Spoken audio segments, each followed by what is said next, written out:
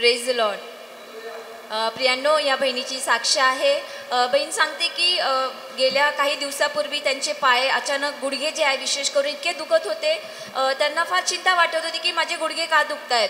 आणि ते मनात विचार करायला लागले की माझं तर वय पण नाही आहे आणि एवढ्या लवकर कसं काय मला गुडघेदुखी किंवा बॉडी पेनचा त्रास चालू झाला. आणि बहीण सांगतात की मी तसंच अंगावर काढत होते, दिवस जात होते. परंतु ते सांगतात की 2 आठवड्यापूर्वी जेव्हा पास्टर प्रार्थना करत होते त्यांनी सांगितलं की जिथे कुठे तुम्हाला आरोग्याची गरज आहे, जिथे कुठे तुमचं दुखणं असेल तुम्ही त्या ठिकाणी हात ठेवा. मी या क्षणी प्रार्थना करेल आणि ज्या क्षणी मी प्रार्थना करेल तुम्ही विश्वास ठेवा की परमेश्वर तुम्हाला आरोग्य देईल.